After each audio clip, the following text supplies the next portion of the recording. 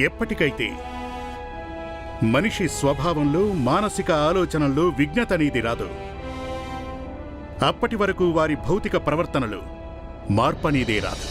మనం ఇప్పుడు కొన్ని రోజుల పాటు శాంతంగా ఉందాం. ఎలాగైతే సింహం ఆహారాన్ని వేటాడేటప్పుడు మాటు వేసుంటుందో అదేవిధంగా మనం కూడా సరైన అవకాశం కోసం ఎదురు చూద్దాం. ఇక సరైన అవకాశం దొరికిన వెంటనే అమ్మ తోడు ఎలా పంజా విసురుతామంటే ఊపిరి తీసుకునే అవకాశం కూడా ఉండదు వాళ్ళెవరికి. సమాజంలో కులపరమైన సమతుల్యత అవసరం. ధర్మరక్షణ అనేది ఆ సమతుల్యతతోనే సాధ్యం. కొన్నిసార్లు ధర్మం కోసం శస్త్రాన్ని కూడా వాడవలసి ఉంటుంది. మాస్టర్ గారు, ధర్మం గురించి సమాజంలో తప్పుడు అభిప్రాయం ఉంది. ధర్మం అనేది మనిషిలోని చెడు ఆలోచనలను అంతం చేయటానికే ఉంది. ధర్మం ఒక సాధనం. అంటే ఏంటి? ధర్మం సమాజంలో మంచిని మానవత్వాన్ని పెంపొందించేదిగా ఉండాలి. కానీ వీళ్ళకి ఎవరు చెప్తారు? రామ్జీ ఆ టీ కొట్టువాడిని, ఆ సెట్ని అరెస్ట్ చేయించాడు. ఇప్పుడు అందరూ కూర్చొని కుట్రలు పన్నుతున్నారు. వాళ్లకు వాళ్ళు ఇది అవమానంగా భావించి రామ్జీ మీద పగ తీర్చుకోవాలని ఆలోచిస్తూ ఉంటారు. మీకు తెలుసుగా అంబేద్కర్ గారు, ఎప్పుడైతే నాకు ఊహ తెలిసిందో అప్పటినుంచి సమాజంలో ఈ చిన్న పెద్ద జాతుల సంఘర్షణని చూస్తున్నాను, వింటున్నాను. ఈ వైషమ్యాలు ఎప్పుడు అంతమవుతాయో తెలియదు. ఎప్పుడంటే ప్రతి ఒక్కరూ విద్యావంతులైనప్పుడు, ఇక ఒక విద్యార్థి వేరే విద్యార్థి కంటే ఎక్కువగా భావించినప్పుడు, అప్పుడు మాత్రమే సమానత్వం వస్తుంది. అప్పుడు మాత్రమే ఈ సంఘర్షణ అంతమవుతుంది. గురువుగారు, బంధాలు తెగిపోవటం అంటే ఏమిటి? వాటిని తిరిగి మళ్ళీ కలపాలంటే ఎలా గురువుగారు?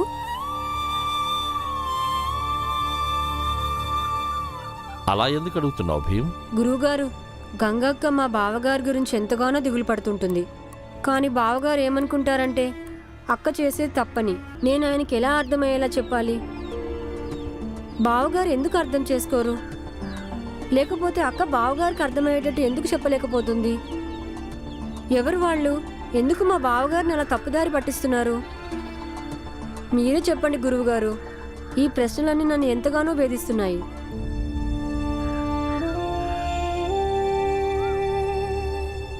చూడు భీమ్, స్త్రీ పురుషుల సంబంధాన్ని అర్థం చేసుకోవడానికి ఇప్పుడు నువ్వు చాలా చిన్నవాడివి. అయినా అర్థం చేసుకో, స్త్రీ పురుషుల సంబంధం అనేది ఒక తక్కెడ లాంటిది బాబు. దానిలో రెండు పెళ్ళాలు సమానంగా ఈక్వల్గా ఉండాల్సి ఉంటుంది. ఒకసారి ఒకరు తాను ఓడిపోయి ఇంకొకసారి తాను గెలిచి. అంటే గురువుగారు, ఇదేనా నేను అడిగిన ప్రశ్నలకు సమాధానం? కాదు భీం, అన్ని ప్రశ్నలకి కాదు. నీ మనసులో చాలా చాలా ప్రశ్నలు ఉన్నాయిరా. కానీ నీకు ఒక విషయం చెప్తాను. పూర్వకాలం ఒక రాజు ఉండేవాడు. ఆయనకు ఒక కొడుకు ఉన్నాడు, సిద్ధార్థ్ అని. ఆ తర్వాత కాలంలో మహాత్మా బుద్ధుడనే పేరుతో ప్రసిద్ధిగాంచాడు. ఈరోజు నీ మనసులో ఎలా ప్రశ్నలు ఉన్నాయో అలాగే ఆయన మనసులో కూడా ఎన్నో ప్రశ్నలు ఉండేవి. మరి ఆయన తన ప్రశ్నలకు జవాబులు ఎలా తెలుసుకున్నాడు?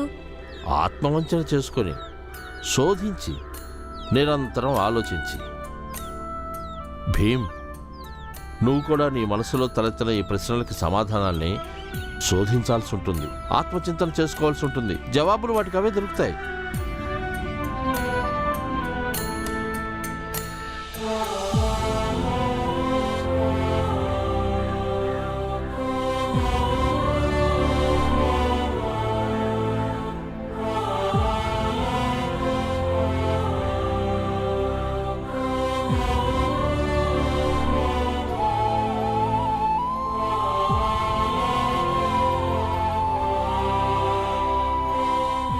అంబేద్కర్ సార్, ఎక్కడని శోధిస్తాడు ఈ భీమ్?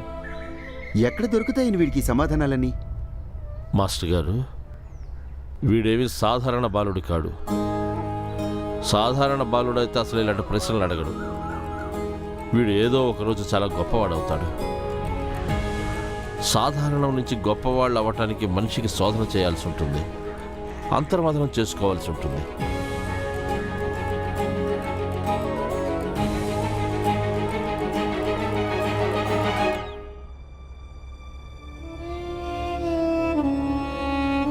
లేచి భోంచేయండి.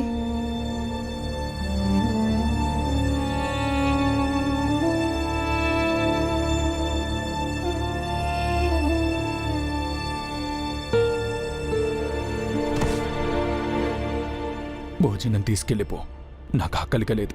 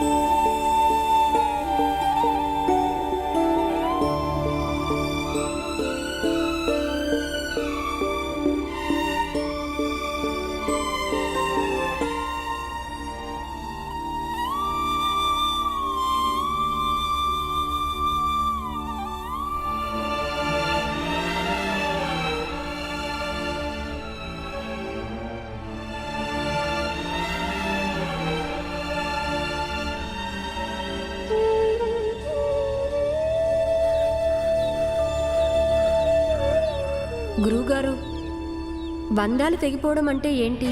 వాటిని మళ్ళీ తిరిగి ఎలా కలపాలి? స్త్రీ పురుషుల సంబంధం అనేది ఒక తక్కెడ లాంటిది బాబు. దానిలో రెండు పళ్ళాలు సమానంగా ఈక్వల్గా ఉండాల్సి ఉంటుంది. ఒకసారి ఒకరు తాను ఓడిపోయి ఇంకొకసారి తాను గెలిచి.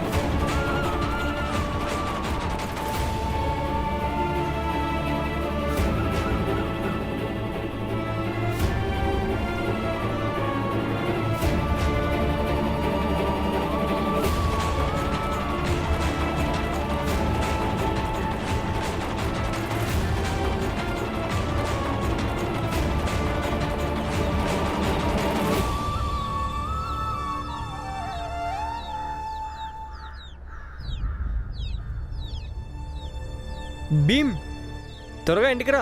ఇక్కడ కూర్చొని ఏం చేస్తున్నావు? పద. ఏదో ఆలోచిస్తున్నాను. కొన్ని ప్రశ్నలకు జవాబులు వెతుకుతున్నాను. ముందు నువ్వు ఇంటికి రారా. సరే, ఒక విషయం చెప్పు. నీ ప్రశ్నకు జవాబులు ఏమైనా పక్షులే ఏంటి నీకు ఇక్కడ దొరకడానికి? ఎప్పుడో ఒకసారి నీకు దొరుకుతాయిలేరా. ఇక ఇంటికి వెళ్దాం, అమ్మ కోపడుతుంది. పద పద పద. ఈ భీమా చెప్పా పెట్టకుండా ఎక్కడికి వెళ్తాడో ఏంటో. అమ్మా, చూడు, తులసి నాతో గొడవ పడుతుంది. దీనికి గంగా అక్క పెళ్లి గుర్తుందని చెప్తుంది. అసలు నాకే గుర్తు లేకపోతే దీనికలా గుర్తుంటుంది? అరే, మీరిద్దరు అప్పుడు చాలా చిన్నపిల్లలు.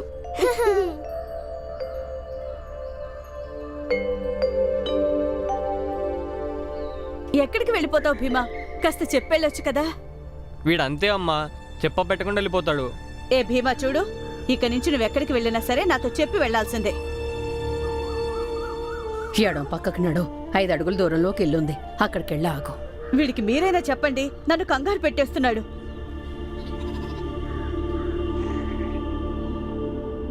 ఆగాగు. మీరు నవ్వుతున్నారు, వీడు సమాధానం చెప్పట్లేదు. కొంచెం అన్నం పెట్టమ్మా.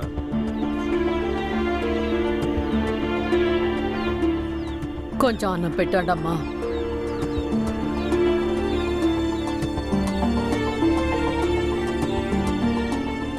వదినా, చపాతీలు చేశాను, వాళ్ళకివ్వు. అలాగే వదినా.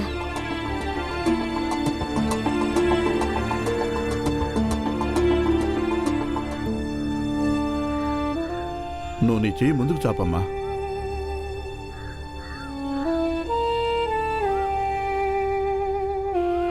మీరిద్దరూ ఇలాంటి స్థితిలో ఎందుకు అడుక్కుంటున్నారు? ఇంట్లో ఉండి విశ్రాంతి తీసుకోండి. అంటే మీకు సంతానం ఎవరూ లేరా? మీ ఇద్దరిని చూసుకునేవాళ్ళు? ఎందుకు ఈ వయసులో ఇంటింటికి తిరిగి అడుక్కుంటున్నారు? పిల్లలు ఉన్నారు, కానీ అంత మంచోళ్ళు కాదు. వాళ్ళ మీద నమ్మకంతో మా శేష జీవితం గడపలేం బాబు.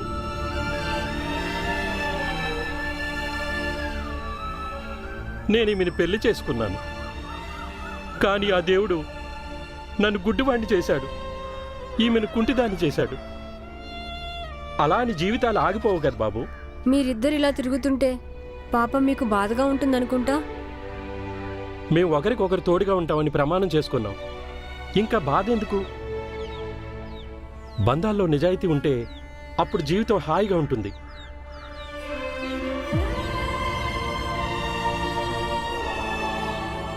మేమిద్దరం మా బంధాన్ని నిలబెట్టుకున్నాం. అందుకే ఈమె నాకు కళ్ళయింది, నేను ఈమెకు కాళ్ళయ్యాను.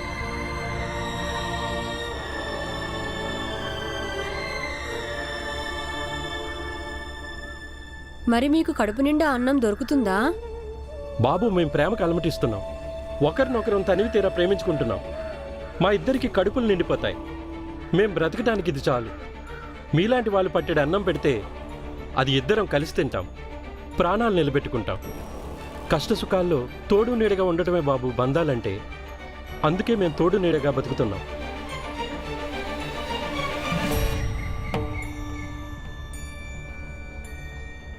బాబు, భార్యాభర్తల బంధం ఏర్పరిచిందే ఇందుకోసం. అలా లేకపోతే పెళ్లికి అర్థమే లేదు.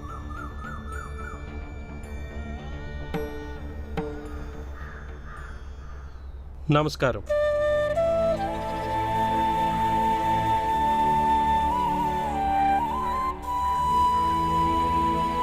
మీరెందుకు ఏడుస్తున్నారు? ఏమైందండి? ఎందుకు ఏడుస్తున్నారు మీరు? ఏమైంది?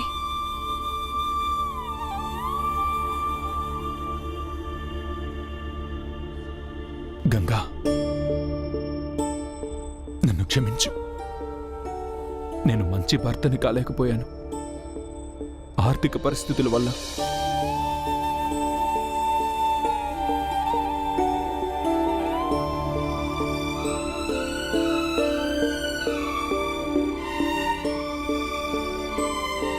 కానీ ఇలా కూడా ఆలోచించలేదు. నీతో కలిసి పరిస్థితులతో పోరాడాలని, మన కుటుంబానికి ఒక మెరుగైన జీవితం ఇవ్వాలని. నన్ను క్షమించు గంగా.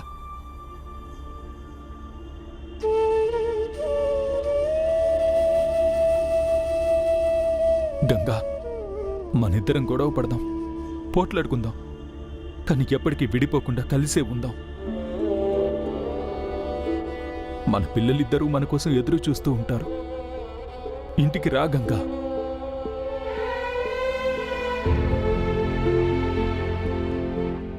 అల్లుడు గారు, ఈ పరిస్థితుల్లో ఎలా వెళ్తారు మీరు?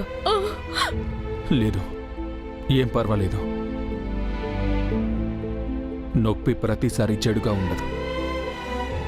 ఇప్పుడు నాకు ఈ దెబ్బలు తగిలి ఉండకపోతే అప్పుడు నేను ఇక్కడ తీరిగ్గా కూర్చొని ఎప్పటికీ అర్థం చేసుకునేవాడిని కాదు. ఎప్పుడైనా భార్య తోడుగా ఉంటే ఎలాంటి నొప్పి బాధ ఉండదని.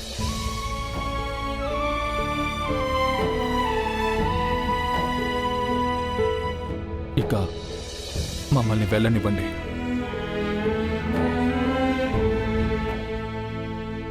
అలా ఎలా మిమ్మల్ని వెళ్ళనిస్తాం బావగారు? మేం మా అక్కని, మా బావని ఎంతో వైభవంగా పంపిస్తాం.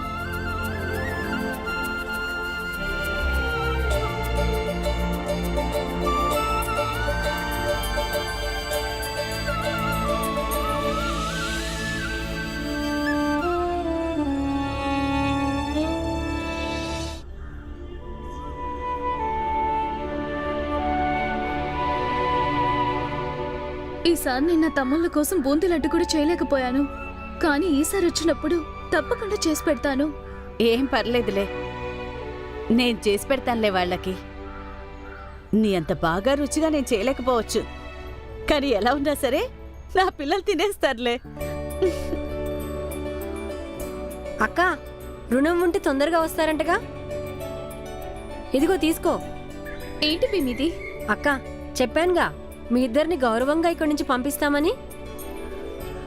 కొత్త పెళ్లి కూతురు ఓని కప్పుకోకుండా ఎలా వెళ్తుంది? ఒక ఓహ్ని కప్పేస్తే వీడ్కోలైపోతుందా?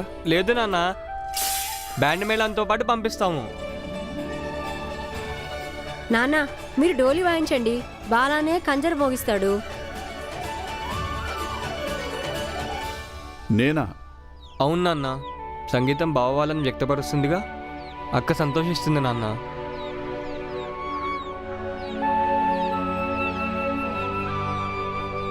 ఇక మేమందరం పూలు చల్లుతాం. మేమందరం ముందు ఉండి డాన్స్ చేస్తాము. అక్క బావ ఇద్దరు వెనకాల నడుస్తూ ఉంటారు. వాతావరణాన్ని మార్చేశారు వీళ్ళు. ఇటివ్వు, నేను కప్పుతాను.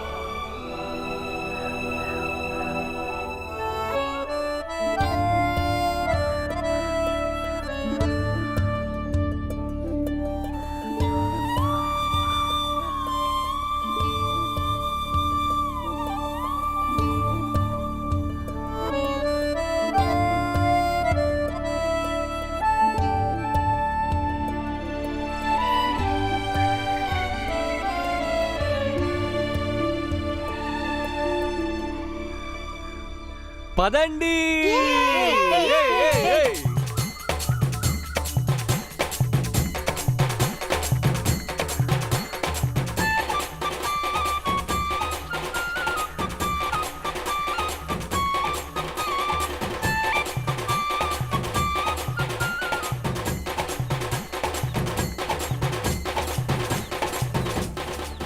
అరే, ఏం చేస్తున్నారు అసలు వీళ్ళు?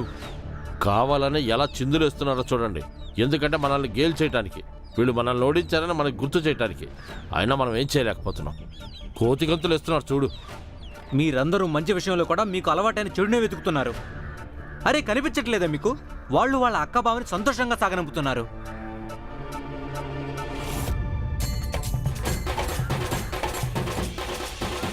అరే ఓ పరేష్, నీకెవడు చెప్పారా మధ్యలో దూరమని? ఎప్పుడు చూసినా అడ్డుపుల్లలేస్తుంటావు. సేట్ని మంగేష్ని బయటికి రానివ్వు. నిన్ను ఖచ్చితంగా జాతి నుంచి బహిష్కరిస్తాం. అయినా నీకు అంత సరదాగా ఉంటే వాళ్ళ అక్క బావల్ని సాగనంపుతూ డాన్స్ చేయి. వెళ్ళు మరి, వాళ్ళతో సంబంధం కలుపుకో. మా దగ్గర ఎందుకు కూర్చుంటావు మరి? బాగా చెప్పావు.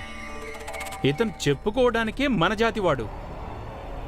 చూడండి, వాణ్ణి చూసి ఎలా సంబరపడుతున్నాడో.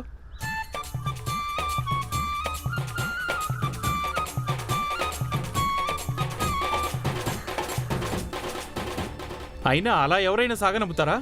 అవును కదా. అరే, నిన్నటిదాకా వాడు అల్లుడు ఎన్ని నాటకాలు చేశాడు ఇక్కడ. ఇవాళ హఠాత్తుగా వీడిలో పరివర్తన కలిగింది.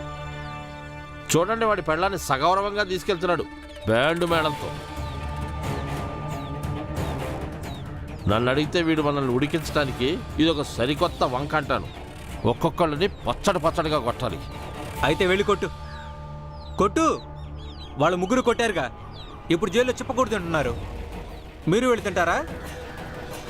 అరే, నువ్వు పోతావురా నరకానికి.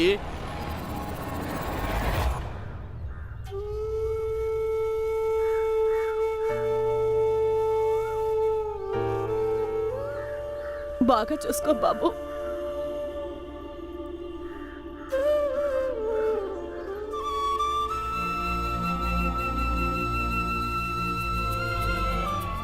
బావగారు, వెళ్ళగానే ఉత్తరం రాయండి. గంగా అక్క, నీకెప్పుడు అనిపిస్తే అప్పుడు రావచ్చు. ఇది కూడా నీ ఇల్లే.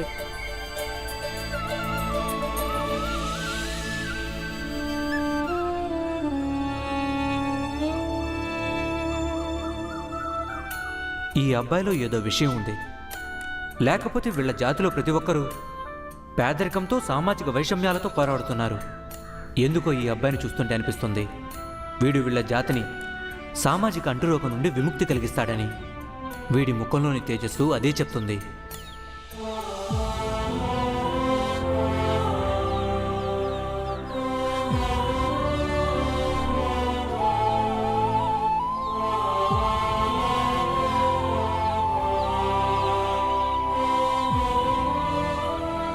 నీ ఆరోగ్యం జాగ్రత్త అత్తా.